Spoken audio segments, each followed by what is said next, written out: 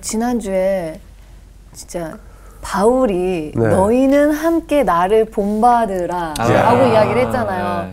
이 구절은 진짜 얼마나 열심을 다해서 삶을 살았으면, 하나님을 닮아가려고, 예수님을 닮아가려고 그렇게 열심히 살았으면 이렇게 얘기를 할 수 있었을까. 이 생각을 맞아요. 저는 굉장히 많이 하면서 노력하면서 살려고는 노력했는데 쉽지 않더라고요. 우리한테 다 도전이었죠. 그렇죠. 네. 그렇죠. 네. 그래도 지난주보다는 표정이 많이 좋아지셨어요. 네, 풀고 왔어요. 저는 이제 어떤 사람들에게 예수님의 향기를 좀 품고자 좀 떳떳해지고자 노력을 했지만 정말 1% 정도 시작을 해봤나? 라는 생각이 들어서 좀 반성을 또 하게 매일 됩니다. 가야죠. 매일 가야죠. 매일매일 작심삼일. 우린 또 네. 시민권이 배우면서. 천국에 있잖아요. 맞아요. 네. 과정 중에 있으니까. 안녕하세요. 네, 안녕하세요. 재미있는 얘기하고 있었어요? 네. 지난주에 이야기가. 복습을 하면서 좀 나누고 있었습니다.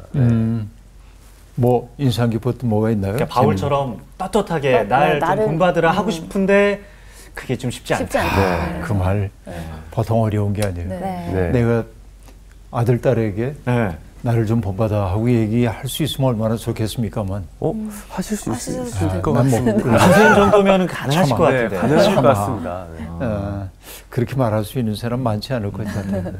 근데 정말로 아름다운 인생을 살고 있던 분들은 나를 본받으라는 얘기 잘 못합니다. 근데 여기 그렇죠. 바울 사도는 정말 철저하게 자기 부인에 이르렀던 삶이고 자기를 이제 교육적으로 사람들에게 드러내기 위한 거지 나를 좀 알아줘 하는 그런 마음이 전혀 아닌 거죠.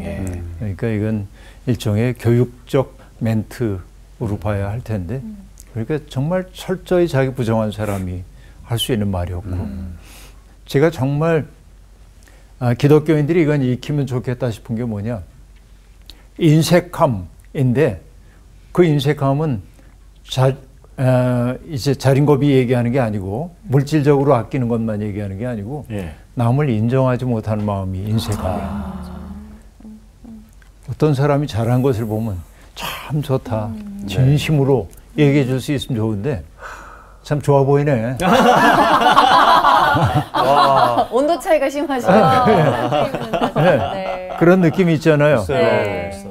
왠지 좀 흔쾌하게 인정하고 싶어 하지 않은 마음, 그런 마음들이 우리 속에 있죠. 근데 정말 영원히 자유로워진 사람은 정말 기뻐해요.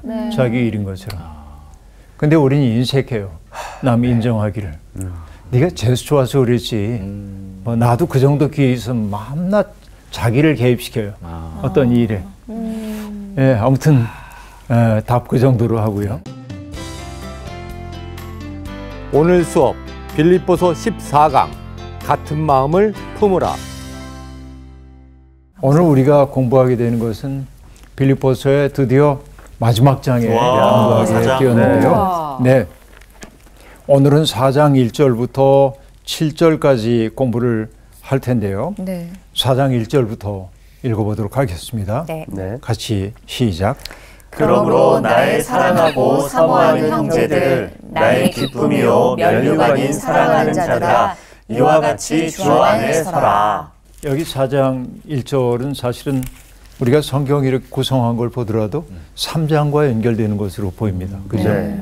그러므로라고 하는 말로 시작을 하고 있는데 저는요, 성경에서 가장 그 가슴 뛰는 설레는 대목 가운데 하나가 빌립보서 4장 1절입니다. 목회자로 평생을 살아왔는데 이 빌립보서 4장 1절을 볼 때마다 나에게 이런 마음이 있나 하는 생각을 하게 되기 때문인데요. 이 빌립보에 있는 성도들을 바울 사도가 어떻게 지칭하고 있는지를 보세요.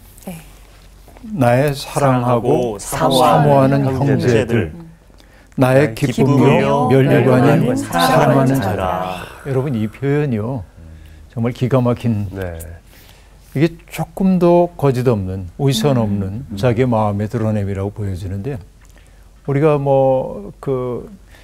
이야기 단어들이 상투적으로 쓰일 때가 많이 있잖아요. 존경하는 국민 여러분, 여러분, 내가 존경받고 있어 그런 생각이 들어요. 사랑하는 뭐 이렇게 얘기하면 내가 사랑받고 있어 그런 느낌 듭니까? 아니죠. 굉장히 상투적으로 우리에게 들립니다. 그러니까 어떤 표현을 사용하고 있는 사람이 어떤 사람이냐에 따라서 그가 사용하고 있는 언어가 작동되기도 하고 작동되지 않기도 하고 그러는데 근데 어떤 사람이 사랑하고 존경하는 교우 여러분 하고 말하는데 그가 정말 평상시에 교인들을 정말 존중하고 아끼고 그런 게 느껴지면 사랑하고 존경하는 교우 여러분 하고 얘기할 때 가슴이 뭉클해지기도 느껴지죠. 그게 느껴지는 것이죠. 사실은 별거 아닌 말 한마디가 사람들을 감동시키기도 합니다. 때때로 저는 이제 예배를 인도하기 위해 들어와서 기도하고 아직 시작 전이어서 눈을 뜨고 있으면은 교인들이 이렇게 들어오는 모습이 보입니다. 그때 제 마음에 이런 생각이 들어요. 한 주간 동안 얼마나 애들 썼을까? 얼마나 애들 쓰고 왔을까? 마음 시린 일은 얼마나 많았으며 그 생각이 오는 거예요. 연민의 마음이 막 느껴져요. 그때 제가 나와서 교인들에게 인사합니다. 안녕하세요 여러분. 한 주간 동안 애쓰셨죠. 근데 여러분 보통 사람들에게 이게 평범한 인사인데 정말 힘들었던 분들이 있잖아요. 근데 그 말 한마디가 너무나 큰 위안이 눈물 나죠. 됐다고 하는 분들이 이제 있어요. 인사에 은혜 받는, 인사부터 은혜 받는. 정말 그럴 수밖에 없는 그 상황인데요. 바울 사도가 여기에 교인들을 생각하면서 하고 있는 이 말은 조금의 거짓도 없어요. 나의 사랑하고 사모하는 형제들. 사랑한다는 말은 아가테스, 그러니까 아가페를 얘기하는 거니까 우리가 잘 알 수 있어요. 주님 안에서 사랑하죠. 근데 거기에 비슷한 의미인 사모하는까지 덧붙여 놓고 있습니다. 사모하는 게 뭐죠? 사모한다고 하는 거는요. 마음을 품는다 아닐까요? 생각 사자가 있잖아요. 이렇게. 생각하는 거죠. 그 다음에 이게 어떻게 되냐면은 생각 사자와 더불어서 이렇게 이게 모자예요. 네. 그리워할 모자예요. 그리워. 생각하고 그리워하고. 네, 이건 생각한다는 뜻이고요. 그러니까 사모한다고 하는 건 뭐냐? 애틋하게. 낭만적이다. 아주 굉장히 애틋하게 생각하고 그리워하는 거예요. 그러니까 어떤 대상을 사랑하는 이 말 할 때도 감동이지만 사모하는 하고 말하면 그 속에 그리움이 있어요. 요 밑에 여기 받쳐져 있는 요 단어는 점이 4개로 되어 있지만 하나가 좀 크죠? 마음 심자예요. 이게. 마음 심자가 2개나 있네요. 그러니까 내 마음 속에서 늘 그대를 생각하고 있는 거예요. 그리워해요. 마치 멀리 떠나 있는 자식을 그리워하고 보고 싶어하고 그러는 부모의 심정처럼 그 마음입니다. 나의 사랑하고 사모하는 형제들. 그리고 그 다음에 뭐라고 얘기하냐면 나의 기쁨이요 하고 말합니다. 여러분 이게 기쁨이 헬라어로 카라인데 무슨 가수 이름 같기도 하고 그룹입니다. 나의 기쁨. 그래서 생각하면 기쁜 거예요. 뭐 이건 전혀 관련 없는 얘기지만 기가 뿜어져 나와서 기쁨이라는데 내 속에서 생명의 기운이 막 뿜어져 나오는 거예요. 그 사람만 생각하면 못해. 여러분 어떤 존재를 떠올릴 때 입이 이렇게 벙씩 벌어지는 존재가 있잖아요. 그러니까 이건 참 사적 얘기이기도 합니다만은 하루 일과가 너무 힘들어요. 그러면 집에 있다가 문득 제가 아내한테 손자, 손녀 사진 온 거 있어? 그렇게 물어요. 애네들 생각하면 이렇게 기쁨이야. 이게 나한테 뭘 주기 때문이 아닙니다. 그 존재 그 자체가 기쁨을 주기 때문에 그런 것이죠. 근데 이 나의 기쁨이라는 건 현재적 기쁨입니다. 지금. 그런데 그 뒤에 기쁨 뒤에 뭘 덧붙여놨죠? 나의 면류관인. 면류관이라고 얘기합니다. 이 면류관을 뜻하는 게 스테파노스인데 스테판이라는 분이 있죠. 순교자였던 스테파노스. 그러니까 나의 면류관, 이 면류관이라고 하는 것은 종말론적 영광을 뜻합니다. 현재도 나에게 기쁨을 줬지만 궁극적으로도 그대들이 나의 면류관이다. 내가 하나님 앞에서 누릴 영광이 있다고 한다면 바로 그대들의 존재 그 자체가 하나님의 영광이라고 얘기를 하고 있습니다. 그러니까 이 성도들의 존재 그 자체가 바울의 삶이 헛되지 않았음을 보여주고 있는 징표인 거예요. 그렇기 때문에 바울 사도가 그러므로 나의 사랑하고 사모하는 형제들, 나의 기쁨이요 나의 면류관인, 그렇죠? 면류관인 사랑하는 자들아, 주 안에서 서라 하고 얘기합니다. 자, 그렇게 아끼는 사람들에게 바울 사도가 원하는 것이 뭐냐면 주 안에서 서라라고 하는 얘기입니다. 여러분, 선다라고 하는 말은 매우 중요합니다. 인간이 인간인 까닭은 뭐 때문이냐? 머리를 하늘에 두고 있기 때문이라고 사람들이 얘기를 하죠. 머리를 하늘에 두고 땅은 대지를 딛고 서 있고. 그래서 여러분, 그 프랑스의 조각가인 자코메티라고 하는 분의 그 조각을 제가 좋아합니다만은, 자코메티는 덧붙이는 조각이 아니라 깎아내서 가늘게 돼 있잖아요. 그의 조각 가운데는 앉아 있는 것도 덜어 있지만 대부분 서 있는 겁니다. 서 있다는 건 뭐죠? 어딘가를 향해 가는 거예요. 근데 자코메티의 조각 서 있는 사람을 보면은 이렇게 이제 걷고 있는데 그게 딱 사람인 모양으로 딱 보여요. 맞아요. 네. 그 느낌이 있죠. 자코메티의 그림. 근데 인간은 직립해 있을 때 아름답다고 자코메티가 얘기했습니다. 직립해 있다고 하는 거. 그러니까 하늘을 딱 바라보면서 직립해 있는 인간이 아름다움이라고 얘기를 하고 있는데, 여기 주 안에서 서라라고 하는 것은 어떤 의미가 있냐면 이렇게 이제 볼 수 있습니다. 내가 절망에 빠졌어요. 절망에 빠졌으면 뭐야? 엎어진 상태. 일으켜 세워야 합니다. 그죠? 부활이라고 하는 것도 일으켜 세우는 거거든요. 그러니까 주 안에 서라라고 하는 말은 바로 그런 능동적 삶을 얘기해 줍니다. 그런데 이때 서라라고 하는 말이 보통 말이 아니에요. 이거는 군사적인 표현이기도 합니다. 어떤 군사적인 표현이냐면 이렇게 말할 수 있겠습니다. 전쟁에서 전열을 흩뜨리지 않고 대오를 유지한다는 뜻이에요. 선다라고 하는 건, 스테코라고 하는 이 말은 그런 겁니다. 옛날에 여러분 전쟁을 할 때 보면은 아주 그 고대의 전쟁 보면은 그 로마의 군인 이런 사람들이 방패를 탁 앞에 일렬로 쭉 줄 맞춰서 탁 하고 있으면 화살이 날아와도 막아내잖아요. 조금씩 전진합니다. 근데 이게 누군가가 하나가 넘어지게 되면 대열이 무너지게 되어 있잖아요. 그러니까 주 안에서 서라라고 하는 것은 대열이 무너지지 않도록 어깨를 겹고 분명하게 있으라는 얘기입니다. 이게 공동체적으로 신앙이 어떻게 성장해야 되는지를 그대로 보여주고 있는 대목인데요. 여러분, 주 안에서 서라라고 하는 것은 나 홀로 서는 게 아닙니다. 여기에서 복수형으로 얘기했어요. 그렇죠?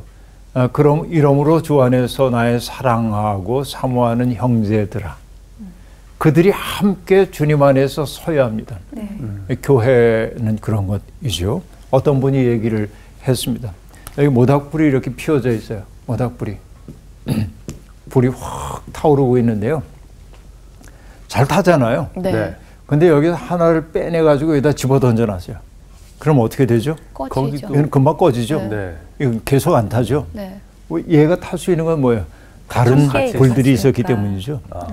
우리가 교회라고 하는 공동체 속에 머물러야 하는 까닭이 바로 이런 데 있습니다. 고립된 개체라고 하는 것은 영적인 힘을 공급받기가 매우 어려워요. 내 동료들이 나와 함께 해줄 때 내가 영적 건강을 누릴 때가 많이 있습니다. 가끔 제가 예배당에서 예배를 드릴 때 교우들의 찬송 소리를 가만히 들을 때가 있어요. 감동이 있어요. 이렇게 예배하고 찬송하는 공동체 속에 내가 있다는 게 황홀하게 기쁜 거예요. 이게 이 힘이 우렁우렁 느껴져요. 이게 뭐냐? 주 안에서 함께 서는 거예요. 이게 그렇게 얘기를 지금 하고 있습니다. 서로를 지켜준다는 신뢰가 있을 때 주 안에서 함께 설 수 있는 거죠. 그러니까 그렇게 귀한 성도들이 주 안에서 우뚝 선 사람, 넘어진 사람이 아니라 좌절한 사람이 아니라 일어선 사람이 되기를 바울 사도가 간구하고 있습니다. 자, 4장 2절 볼까요? 네. 함께 읽겠습니다. 시작. 내가 유오디아를 권하고 순두개를 권하노니 주 안에서 같은 마음을 품으라. 자, 여기 두 사람의 이름이 등장하고 있습니다. 네. 유오디아 그리고 순두개라고 하는 사람입니다. 자, 이 권하다라고 하는 말은요, 곁으로 부른다는 뜻도 있고요, 소환하다는 뜻도 있고요, 격려한다는 뜻도 있습니다. 내가 유오디아와 순두개에게 권한다. 그러니까 바울 사도가 그들을 자기의 곁으로 부르듯 이제 친밀하게 얘기하고 있는 겁니다. 격려하는 겁니다.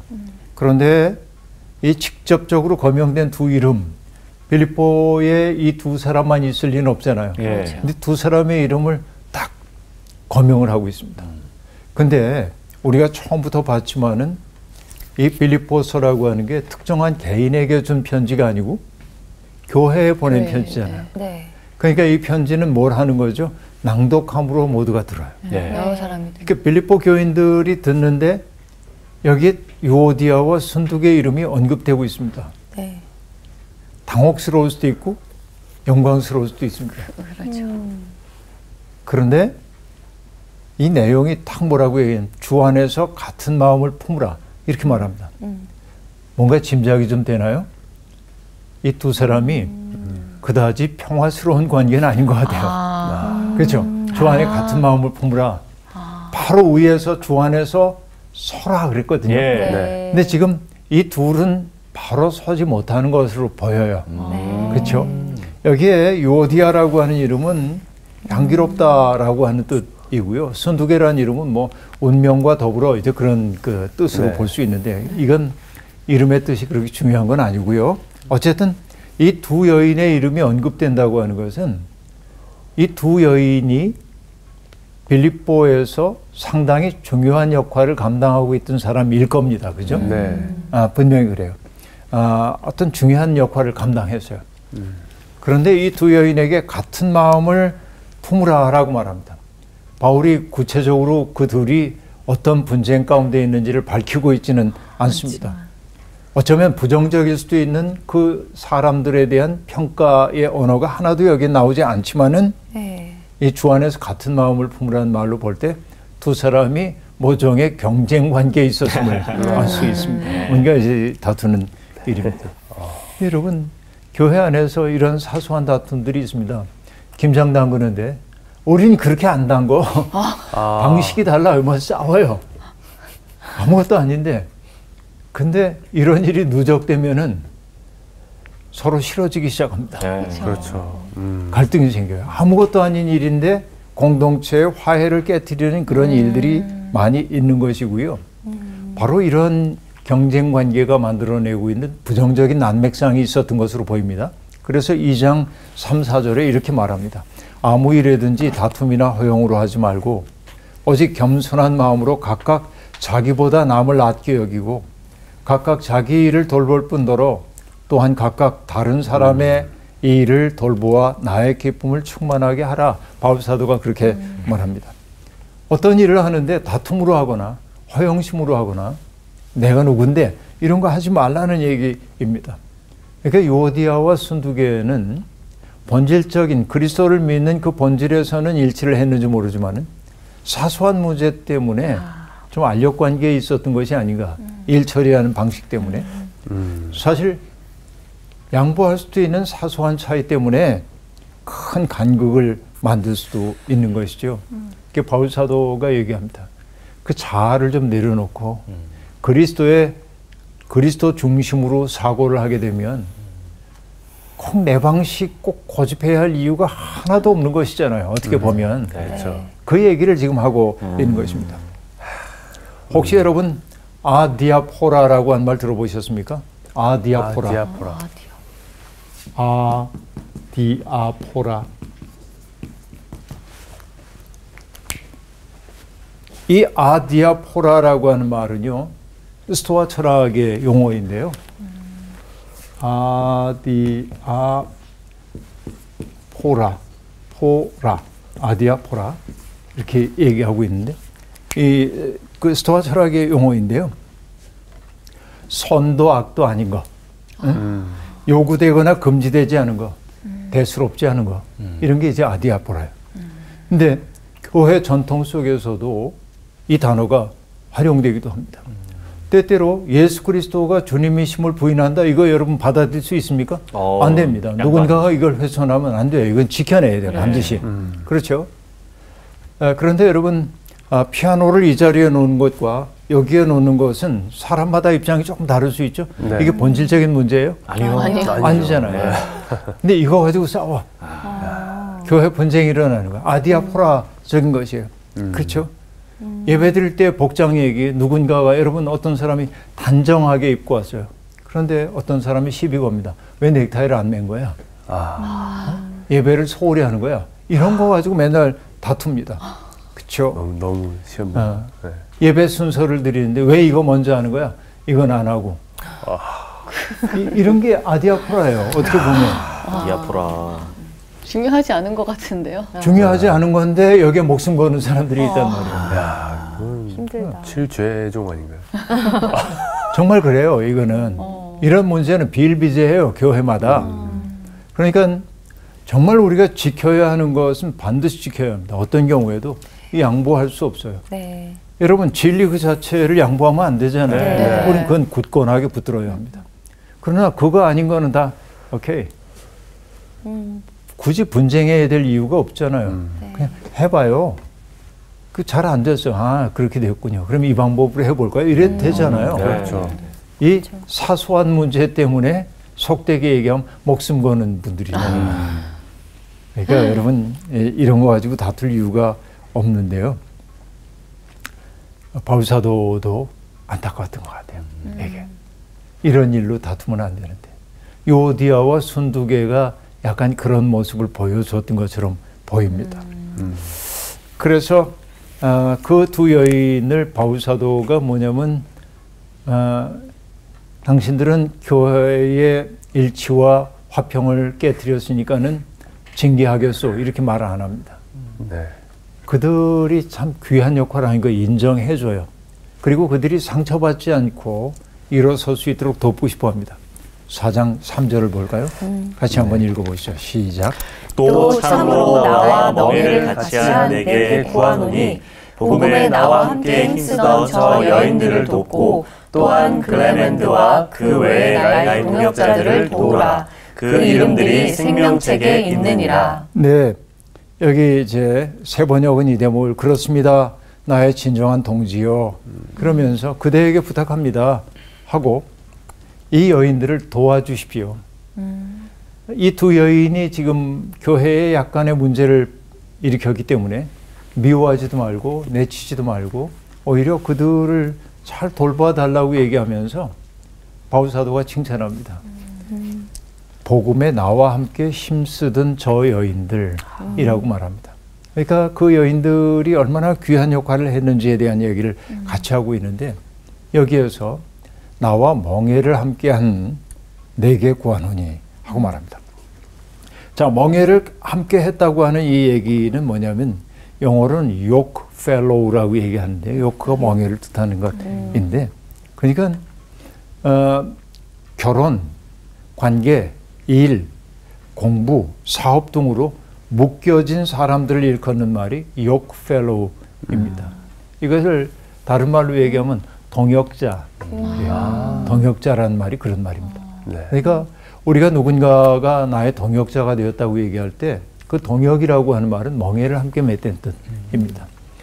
그러니까 그리스도의 일을 위해 멍에를 함께 맺다. 이게 참 영광스러운 일입니다. 그러니까 멍에를 같이 한 내게 구한다. 저 여인들을 돕고 또 클레멘드와 그 외에 나의 동역자들을 도우라. 여러분, 여기에 클레멘드라는 사람도 언급되고 있습니다만 네. 전혀 그에 대한 정보는 없습니다.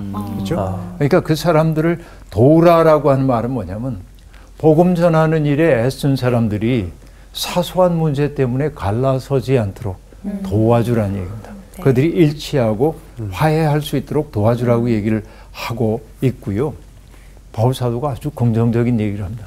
그 이름들이 생명책에 있느니라. 이미 생명책에 기록된 사람들이에요. 그들이. 그런데 사소한 일 때문에 등 돌리면 안 되잖아요. 그래요. 여러분, 여러분의 이름도 생명책에 기록되기를 소망합니다. 네. 자, 그 다음에 4절부터 5절까지를 한번 읽겠습니다. 네. 시작. 주 안에서 항상 기뻐하라. 내가 다시 말하노니 기뻐하라. 너희 관용을 모든 사람에게 알게 하라. 주께서 가까우시니라. 네, 주 안에서 항상 기뻐하라고 말합니다. 2번씩이나 얘기하고 있습니다. 어때요, 여러분? 기뻐하세요. 기뻐하세요. 아, 참 좋다. 여러분 됩니까? 억지로 기뻐하는 거. 그렇죠. 근데 여기 뭐라고 했냐면 주 안에서라고 말합니다. 항상 기뻐해야 하는데 그것은 주 안에서라고 얘기합니다. 자, 행복과 기쁨이라고 하는 걸 구별해서 말씀을 드린 바가 있는데 행복이라고 하는 것은 뭐예요? 내가 바라는 것들이 외적으로 충족되었을 때 행복감을 느낍니다. 네. 그런데 기쁨이라고 하는 것은 어느 날 갑자기 내 속에 나도 모르는 기쁨이 솟아오르는 걸 경험해요. 왠지 몰라요. 그래서 기쁨은 밖에서 오는 게 아니라 뭐예요? 속에서. 행복감이라고 하는 것은 대개는 외부적 조건과 관련됩니다. 근데 기쁨이라고 하는 건 뭐냐? 내 속에서 스며 나오는 거예요. 주 안에서 기뻐하라고 하는 것은 어떤 의미죠? 주님과의 깊은 연결 속에 있으면 기뻐할 수 있다는 거예요. 그러니까 그 연결이 끊어질 때 내가 기뻐하지 못해요. 내 속에서 스며 나오는 기쁨이 진짜 기쁨이거든요. 그러니까 바울은 그걸 맛봤어요. 그래서 여러분 빌립보 감옥에 갇혀 있을 때 바울과 실라가 그 감옥 아주 열악한 조건인데 그 속에서 투덜투덜하지 않잖아요. 기뻐해요. 그 속에 기쁨이 있어요. 하나님 찬미했어요. 감옥 문이 열리기도 하고 그랬잖아요. 네. 그 기쁨은 어떤 외적 조건이 좋아졌기 때문이 아니라 그의 내면 속에서 솟아오르는 또 스며 나오는 기쁨이었단 말이죠. 이거를 성도들이 경험하고 맛보기를 지금 바라고 있어요. 2번씩이나 얘기합니다. 그 기쁨 맛봐. 여러분 요한복음에도 그런 얘기 나오는데요. 평안을 너희에게 끼쳐준다. 그런데 그 평안은 세상이 주는 것과 같지 않은 평화야. 그렇죠? 세상이 주는 것과 같은 평화가 아니야. 나도 모르는 속에서 우러나오는 평화인 거죠. 여러분 신앙의 신비는 바로 그런 데 있습니다. 그 기쁨을 좀 그대들이 맛보았으면 좋겠다 하고 말하고 있고요. 그렇게 기뻐하는 사람들의 특색이 뭐냐? 자기 속에서 기쁨이 솟아나오는 걸 경험하는 사람들의 특색이 다른 사람을 너그러이 대하는 거예요. 자기 속에 기쁨이 있을 때 사람들은 너그러워져요. 네. 이 경험이 있죠, 여러분? 네. 내가 정말 행복감을 느끼고 있을 때는 누가 좀 눈에 거슬리는 일이 있어도 다 용납되는 거예요. 너의 관용을 모든 사람에게 알게 하라. 나는 관용을 베풀 거야. 그런 얘기가 아닙니다. 주님 안에서 기뻐할 때 나는 관용적 사람이 될 수 있는 것입니다. 관용이란 말은 여러분 너그러울 관자거든요. 너그러울 관자예요. 그 다음에 얼굴 용자를 쓰지만은 너그러운 얼굴로 대하라 하는 뜻이기도 하지만은 이 용자는 용기라고 하는 말에 뭔가 그릇이죠. 담는 용기. 담다라는 뜻도 있거든요. 네. 그러니까 너그럽게 담아라 하는 뜻도 있는 거예요. 관용이란 말 속에는 그런 것입니다. 그러니까 여러분 관용은 어떻게 보면 위로부터 오는 것입니다. 내 속에 하나님이 주시는 그 기쁨이 있게 될 때 비로소 나는 누군가를 관용의 마음으로 대하기 시작한다 하는 얘기이죠. 세상에는 물론 여러분 나의 관대함을 내가 언제나 너그러운 사람인 것을 악용하려는 사람도 있는 게 사실입니다. 그 때문에 우리는 분별력을 가져야 할 필요가 있죠. 왜냐하면 악인들에게 내가 잘 대해주는 것이 좋은 일일 수도 있지만은 그의 삶을 더욱더 나쁘게 만들 수도 있어요. 네. 그렇기 때문에 때때로 관용적인 사람이라고 해도 그런 이들에 대해서는 노라고 얘기할 수 있어야 합니다. 이게 진짜 관용입니다. 내가 관대한 사람이라고 해서 언제나 이렇게 베풀기만 하는 건 안 돼요. 왜냐? 그 사람을 나쁘게 만들 수도 있기 때문에 그게 분별력이 필요한 까닭은 바로 거기에 있다고 얘기할 수 있겠는데요. 여러분 지나칠 정도로 자기 확신에 사로잡힌 사람들은 관용적이지 못합니다. 내가 옳다라고 하는 생각을 가지고 있는 사람들은 자기와 다른 사람을 보면 못 견뎌요. 바꿔주고 싶어 하는 겁니다. 그래서 여러분 그 신뢰 서클이라는 게 있는데 우리 서로를 신뢰할 수 있는 서클을 구성하는 거예요. 근데 신뢰 서클에서 가장 중요한 것 첫 번째가 뭐냐? 바꿔줄 생각을 하지 말라. 이 사람을 내가 바꿔놓으려고 하는 그 마음을 내려놓지 않으면은 신뢰가 형성이 안 돼요. 그러니까 맨날 지적질하는 사람하고 여러분 같이 있고 싶어요? 뭐죠? 힘들어요. 그러니까 누군가를 바꿔놓으려고 하지 말고 그냥 있는 그대로 해줘야 되는데 여러분 레마르크라고 하는 사람의 소설 개선문이라고 하는 소설이 있습니다. 굉장히 중요한 소설이죠. 그 소설에는 나치 독일 시대에 독일에서 탈출해서 파리에 망명 생활을 하고 있었던 라비크라고 하는 의사의 얘기가 중심입니다. 그런데 그는 최고의 외과 의사예요. 아주 실력 있는 의사입니다. 하지만은 프랑스에서는 그에게 의사 면허를 내주지 않기 때문에 살아갈 방도가 별로 없습니다. 그래서 그게 불법인 줄 알면서도 다른 의사들을 대행해서 수술을 해주는 그 일을 이제 하는 거예요. 그러니까 환자가 마취 상태에 들어가면 그가 나타나 수술을 하는 겁니다. 굉장히 잘해요. 이분이. 불법 의료 행위처럼 보이지만은 그러나 정말 잘해요. 그러다 보니까 이 사람은 돈도 벌고 명망도 얻게 되었습니다. 그런데 수술실에서 늘 만나고 나는 간호사가 있었어요. 그 간호사 이름은 외제니라고 하는 간호사입니다. 근데 외제니는 라비크를 싫어해요. 왜냐하면 믿음 좋거든요. 외제니는. 라비크가 아무것도 신성하게 여기질 않는다는 거예요. 그러니까 그렇게 이제 귀하게 여겨지질 않는 거예요. 그런데 라비크가 얘기합니다. 게슈타포에게 붙잡혀서 갖은 고초를 다 겪고 자기 애인이 고문당하고 죽는 모습을 지켜본 그에게 나에게 뭐 신성한 것이 남아있겠나 라고 얘기를 합니다. 그 심정 이해가 되잖아요. 그렇죠? 그러면서 라비크가 외제니에게 하는 말 가장 좋은 믿음처럼 보이는 것이 때때로 광신으로 변한다며 이렇게 얘기합니다. 관용은 회의의 딸이지요. 외제니, 당신은 그런 신앙심이 있으면서도 나에 대해 패배한 무신론자인 내가 당신을 대하는 것보다 훨씬 더 공격적이지 않소? 라고 말합니다. 그러니까 하나님을 잘 믿고 신성하다고 하는데 너무 공격적이에요. 누군가의 아픔 이런 것들을 헤아릴 생각 없어. 옳고 그름의 척도만 가지고 얘기를 하고 있는 거예요. 저는 여러분 이 개선문에서 이거 읽으면서 정말 그래. 그 생각이 많이 들었어요.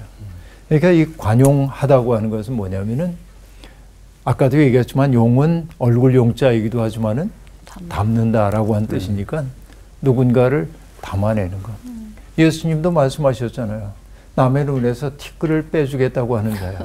먼저 내 눈에서 들보를 빼내야 한다. 그래야 내가 밝히 보게 될 거 아니냐라고 말하는데 우리는 누군가의 티끌을 보아내는 선수들입니다. 근데 우리가 보아야 될 것은 티끌이 아니라 그 사람이 숨긴 그 이면에 있는 아픔을 헤아릴 수 있어야 합니다. 외제니가 보지 못했던 것은 뭐냐면 이 신성하게 보이지 않는 라비크에 대한 그런 그 모습이 안 좋아 보였지만 그 뒤에 도사리고 있는 그 아픔의 시간들 그건 보지 못했던 거죠. 라비크는 바로 그 얘기를 하고 있었던 것입니다. 우리가 이렇게 관용하며 살아야 할 까닭이 뭐냐면은 주님께서 가까우시기 때문이라는 거예요. 그래서 종말론적인 삶을 내다보면서 우리가 해야 할 일은 뭐냐? 관용적 삶을 살아야 하고 관용적 삶이 가능하게 하는 것은 뭐였죠? 주 안에서 기뻐하는 것. 내 속에서 내적 질서가 생겨나야 누군가를 너그럽게 따뜻하게 볼 수 있게 된다. 그래서 성도들의 표정은 관대한 표정이어야 합니다. 다음에 4장 6절과 7절 같이 보겠습니다. 시작. 아무것도 염려하지 말고 다만 모든 일에 기도와 간구로 너희 구할 것을 감사함으로 하나님께 아뢰라. 그리하면 모든 지각에 뛰어난 하나님의 평강이 그리스도 예수 안에서 너희 마음과 생각을 지키시리라. 네, 여러분 이제 그 바울 사도가 아주 강하게 얘기합니다. 아무것도 염려하지 말아라. 모든 일에 기도와 간구로 너희 구할 것을 감사함으로 하나님께 아뢰라 하고 말합니다. 여러분 믿음의 반대말은 불신앙이 아니라 염려란 말을 제가 종종 하곤 했습니다. 염려한다는 것은 뭐죠? 맡기지 못하는 거예요. 맡기지 못해요. 왜 맡기지 못합니까? 타자에 대한 의심과 두려움 때문에 맡기지 못하게 되는 겁니다. 물론 여러분 이 염려라고 하는 것, 근심하는 것은 그런 뜻도 있지만 누군가를 염려해 주는 건 좋은 태도이기도 합니다. 정말 나온 씨가 염려스러워 배려하고 심려하는 것은 좋은 것, 사랑의 다른 표현이기도 합니다. 그러나 자기의 삶을 언제나 그 소중하게 여기지 못하고 전전긍긍하면서 어떡하지 하고 사는 것은 믿음의 삶이 아니라 하는 얘기예요. 내가 염려에 사로잡힐 때 내 속에서 스며나오지 못하는 게 기쁨입니다. 염려는 기쁨을 막고 있기 때문에 그렇습니다. 그러니까 염려가 기쁨, 솟아나오는 기쁨을 이렇게 막고 있어요. 그럼 기쁨이 내 속에 없으면 아까 얘기한 대로 관용적 태도로 사람을 대할 수가 없어요. 다 연결이 됩니다. 그러니까 맡길 수 있어야 돼요. 그래서 해결이 잘 안 되는 문제는 어떻게 하라고요? 기도와 간구로 하나님께 아뢰라 하고 말합니다. 너희가 구할 것을 감사함으로 아뢰고 하나님의 주권 앞에 너 자신을 맡겨라. 하나님의 마음과 접속되라. 그러면 자, 중요한 얘기가 뭐냐면 다 해결될 거야. 그러지 않아요. 그죠? 너의 모든 문제가 해결될 거야 라고 얘기 안 합니다. 오히려 뭐라고 얘기하냐면 하나님의 평강이 그리스도 예수 안에서 너의 마음과 생각을 지키시리라 라고 말합니다. 여러분 기도한다고 해서 우리의 모든 문제가 해결되지는 않습니다. 해라고 하는 풀리는 걸 뜻하고요. 결이라는 게 뭐냐면 막혔던 게 툭 터지는 게 결이거든요. 그러니까 기도한다고 해서 내 문제가 풀리고 톡 터져서 시원한 지평이 열리면 얼마나 좋겠습니까만 그렇게 안 될 때가 많아요. 그런데 기도의 보람은 어디에 있느냐? 내 문제가 해결되는 게 아니라 기도를 통해 하나님의 마음과 접속했더니 나를 괴롭히고 있던 문제가 사소한 것이 드러나고 그것 때문에 내 마음이 흔들리지 않게 돼. 그걸 뭐라고 하냐면 해결되는 것도 있다고 생각하고 염려와 근심이라는 사실을 알고 슬그머니 사라져요. 해소된단 말이야. 기도의 중요한 요소는 바로 그런 데 있는 거예요. 오는 게 뭐냐? 그리스도 오게 되는 것이죠. 생각과 결국은 여러분 속에 있는 사람은 하나님이 주시는 그리스도의 평안이 제가 종종 쓰는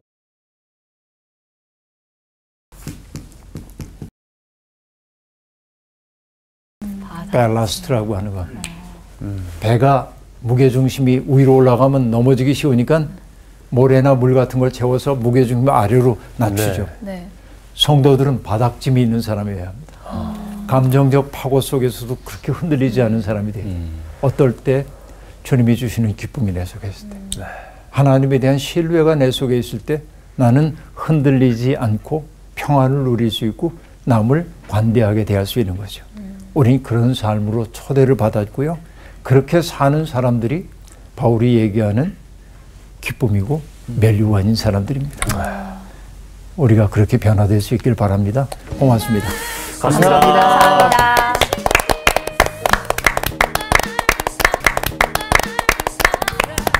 저는 저 아디아포라 설명하실 때 별로 중요하지 않고 그런 의미잖아요. 비본질적인 거. 근데 좀 이렇게 제가 좀 찔림이 느껴졌던 게 생각나는 얼굴들이 이렇게 좀 있으면서 제가 청년부 시절에 별로 안 중요한 부분들인데 그거에 대해서 제가 약간 눈치도 좀 주고 약간 불편하게 약간 판단했던 부분들이 있었어요. 정말 중요한 그 본질이 아니었는데 별로 안 중요한 건데도 제가 약간 그 후배들을 좀 판단했던 부분도 있어서 약간 마음의 짐이 있는데 아디아포라 설명하실 때 확 와닿네요. 네. 미안하다. 아유, 네, 미안하다. 우리 안에 다 그런 거 있었죠. 맞아요. 이렇게 배우면서 또 알아가고 고쳐 나갈 수 있는 것 같아요. 저 오늘 오늘 배운 이 말씀 굉장히 좋아하는 말씀이에요. 맞아요. 네, 얘기를 맞아요. 많이 모두 다 맞아요. 좋아하는 맞아요. 말씀이잖아요. 근데 이걸 하기 위해서 모든 게 다 연결되어 있다는 거. 그러니까 하나만 해선 되는 것 같지 않아요. 다 연결시켜지고 관용하면서 염려를 버리면서 더 나아가야겠다 그런 생각했어요. 그 염려가 서로 꼬리를 물고 네, 또 안 좋은 생각은 또 꼬리를 물고 들어가잖아요. 이걸 좀 걷어내고 좀 온전한 기쁨을 한번 살아봐야겠다라는 생각을 또 다짐을 해봅니다. 주 안에서 기뻐하라. 주 안에서 기뻐하라. 기뻐하면. 누리시죠? 얼굴이 밝아진 모습으로 다음 주에 만나볼까요? 네. 기뻐하면.